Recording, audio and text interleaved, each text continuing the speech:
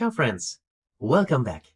Now we learned quite a lot so far regarding using an advanced Power BI data model. So connecting to the data, then setting up the data model, also create our relationships to have the proper model view. And then we learned also a little bit about Power BI expressions, calculations using DAX.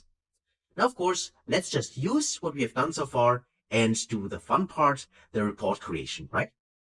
So in order to get started, I already opened a new page in here and I can double click here and rename it as this is the final report, for instance, right? Report. So that's our new report page. And then we can now set up the report page the way we need it. And having said that, I'd like to show you that what's possible, what you can do later on, of course, for your own reports, depending on what you need. If you select the report, if there's currently nothing on the report, and you have the formatting pane enabled, you can go to the option here to format, and there are various options for the page. So regarding page information here, you have the option to name the page here as well, but also the page type. We can skip this for now. That might be more important later on. But more important for the page here, for the canvas, are the canvas settings, for instance. Because by default, you have a ratio of 16:9, so it's the same as in PowerPoint. But maybe for your specific report, you need to adjust this. You want to have it 4:3 or even custom, and then you can set up specific height and width for your report. So for instance, if you want to have a lot of visualizations on the same report page, then you could make your report give it a much bigger height. Then you have a scroll bar, and then the end consumer can scroll down to see everything on the report page. Just in case you do not want to use several report pages for whatever reason, right? I mean, each use case might be different. And next to the type here, regarding the ratio, you also have various other options which you can configure here. For instance, there's an option to change the canvas background, right? For the color, for instance, or the transparency. Or next to the background, you can also add wallpapers.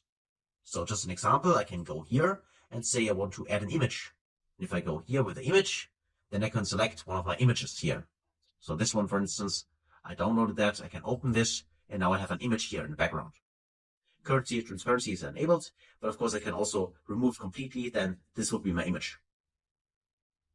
And if you need some images, I mean, normally in organizations, you probably have your own marketing department, which has specific images you are allowed to use. But of course, there are also free websites out there. And one of those, I'd like to mention this here, is for instance, Pixabay, this one here, right?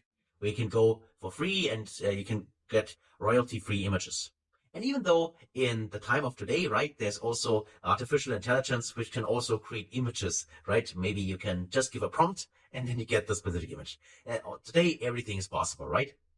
But back to our Power BI use case. In this case, what I'd like to mention is if you use an image, I would recommend that you play around with transparency. Because normally, you don't want the image with these, let's say, extreme colors. Because on top of the image, you create your visualizations, right? And you want the end consumer actually to focus on your visualizations and not on the background. That's why it makes more sense if you use a background that you set maybe a higher transparency, so it is a little bit grayed out, or in this case, a little bit lighter. So it's more focused on the visualizations you build. So just as a tip from my side. But again, of course, at the end of the day, it's your report and you can create it the way you want it, right?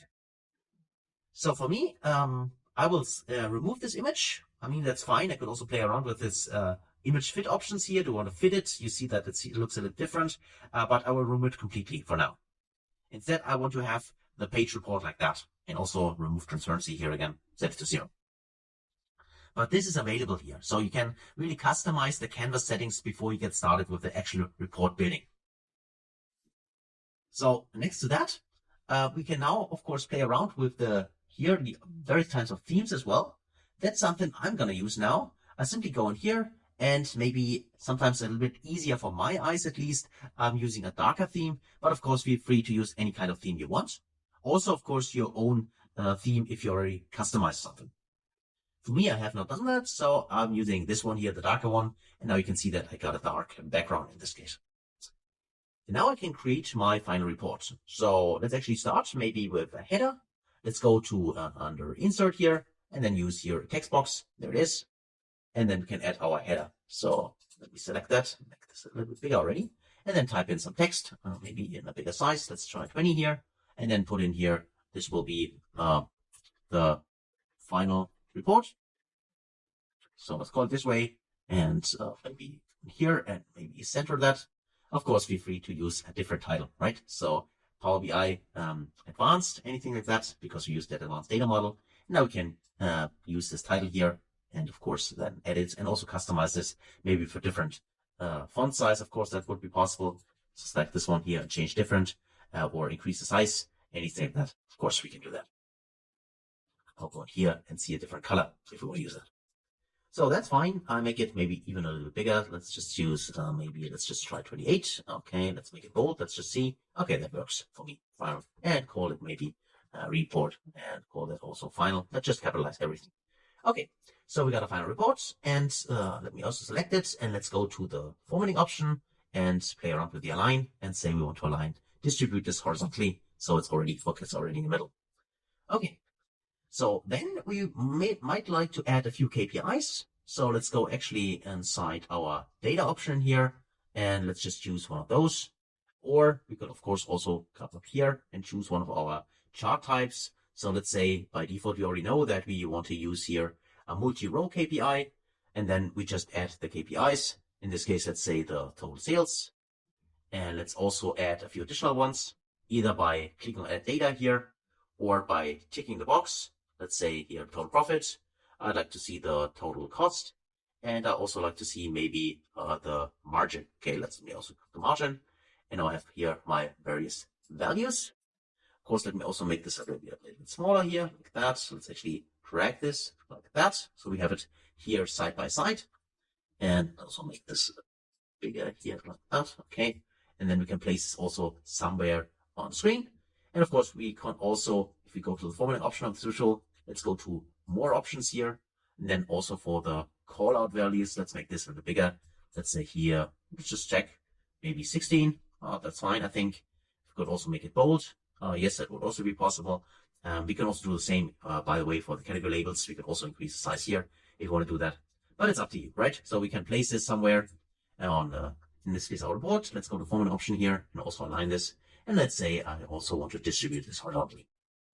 So one thing to mention here, please, there is no need for you to build exactly the same report as I do. Really, this is actually your playing ground. It's up to you. Please feel free to try out whatever you want regarding the in this case, the theme, regarding the visualizations we create here. I'll just make here an example, but of course, I highly encourage you to create the report you want. I just can give you here maybe a few tips and tricks. That is my primary intention. So now I have my KPIs here, I have my final report, and of course, I also want to have something visually. So let's say I'm interested in the total sales and also the profit margin, but I want to see this maybe on a time development, right? So we need a time axis. So let's go in here under either home or insert, and let's just say we want to use this kind of line, and in this case, clustered column chart. I want to have this one. Then for the values on the x-axis, I actually like to have my dates. So I go to the date here and choosing my date hierarchy. And then for the column values, need to scroll down here. For the column values, I like to see actually my sales. So I go to my measures table and use my total sales. Here we go. So we got our total sales. I can make this bigger here. I can place it somewhere, maybe here, like that. I can make it even bigger if I want. I got a lot of space in here, but this could be one way to display it. And of course, we can drill down. Let's say we want to see it also on a quarterly level. I would like to use this one, go in here, and now we can see also the value across the quarter, how they are distributed, right? So that is that. Of course, always try out, depends on the Power BI version, of course, but sometimes features, if you remember, are already available. If you double click on a visual and you have this blue line around, then you can also, change certain things. For instance, here for the quarter, I want to get rid of that. Let's just do it this way. This does not work. Okay. To remove it completely does not work. I can edit here and say this will be quarter and year. That works, right? Yeah, that works to edit here directly. But if I want to remove it, let's just see, right click and delete, deletes. Okay, that works. Okay, I can delete it. So As I said before, there are various options to format it directly from here instead of using the formatting pane. And with more time and later on this year, probably there are even more options that I can currently show here to you.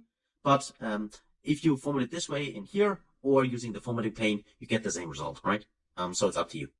What you prefer, of course. I can change here the fill color, for instance. In this case, I want to maybe add the data labels. I can tick this option, and then I would also see here data labels for my charts. Beside this, let me go back to the option here and say, also for the line value, I'd like to see my profit margin. So I can click on here and say, I would like to see my profit margin. Go to sales here and go to the profit margin, this one. And now I can see I also got a line here, which also shows me how the profit margin developed across the different kinds of time periods in here. And of course, I could also try right click on the line and also add the data labels here. And this would also work. Maybe it's already a little bit cluttered. That could be the case. I mean, it's up to you whether you agree with me or not. But of course, let me just go in here and make this bigger. Of course, I can decide exactly how I want to display that in my final report, right? So go in here and let me just, what is that? Is it still there? Oh, somehow I removed my header. It looks that way. So let me just rename it back, the final report. Final report. Okay. Yeah. Final report. Okay, here we go. Use that, select everything and set it in the middle and make it bold and bigger again. Let's say 28, I think that's what we had. Okay, here we go. So I got my measure here. And then of course I can format this even more. I can play around this one, whether I want to show the axis or not. I can turn this off if I don't want to show it, or turn it on. Right, secondary axis, do I want to turn it on, off, and so on. Do I want to show a legend, which is currently here placed on top? Maybe I'd like to add the legend here and place it maybe not on top left, but maybe on the bottom center. Click on bottom center and then it would be there, right? So again, it's totally up to us how we want to format the specific chart or play around with the colors and so on. So next to that, let's maybe also visualize the profit for different kinds of, let's say, categories, right? So here, let's say we would like to create a donut chart. So we select the donut chart here. I got my template. And how do I want to fill this template? Let's just say I'd like to see as the values the total profit. Go to our measures and say here, use the total profit, like that. And then, of course, we need to somehow slice this.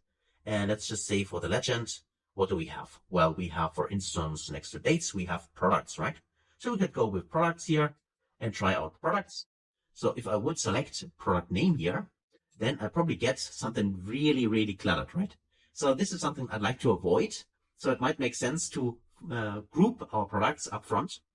In this case, let's explore a new feature we have not seen so far to create groupings. In this case, we create a static grouping, but we can do that directly in Power BI. So let's go to in this case, the data view here, click on the cylinder, and then go in here and search for, let's make this smaller and this smaller, and let's go to our product table here. And currently we use the product name. So we could go in here, click on the three dots, and say in this case, we would like to create a group. So we can go to a new group here, click on a new group icon, and then we can group the products here together. So for instance, this could be here, let's say the name for this group is category, and now I can group my data here together. In this case, I keep it quite simple. I will just randomly group them together. I select the first one, and then I select maybe go here and say, using the last one, hold my shift key. Now I select everything and say, this is my group. And I can double click here and name this. This, for instance, here is, let's call this basic, right? Like that. And that's our first group. And we can do the same here for the other ones. Let's just use this one here and select a few of them like that. And this will be the next group. And this will be, let's say, double click here and call this advanced, like that. And now we have a final one, which is this one here. And of course, we can also select everything, press Ctrl A, select all of them, group them together. And let's call this one. This will be the excellence, right? Excellence. Okay, like that. So this was just an example. Of course, you would not group it like that in real world, but this is just an example how you can use the grouping functionality in Power BI, right? Of course, the grouping could also be part of your underlying data source. So you have another column inside this product here, which probably would be the better case. And then you have the category directly and can use it in a visualization. In this case, we don't have that. That's why we leveraged here the grouping functionality. But that's good because I can also show it to you here and maybe have a use case for that later on in your reports. So let's click on OK. By the way, there's also this include other group. For the last one, we could also have done that, but for now I grouped it together like that. And now if we click OK, now we have grouped the data, and now we can use the group instead of the product name here, right?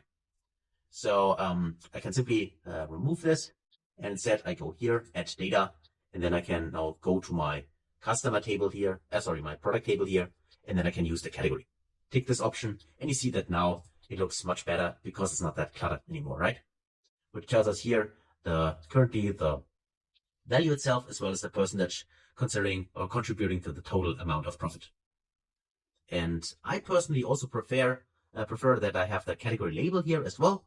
So I can either go here, click on it, and go to the formatting option here, or I could also double click here and then maybe in here, right click and say for the label content, I also like to see the category. So I'll go to all detail labels like that.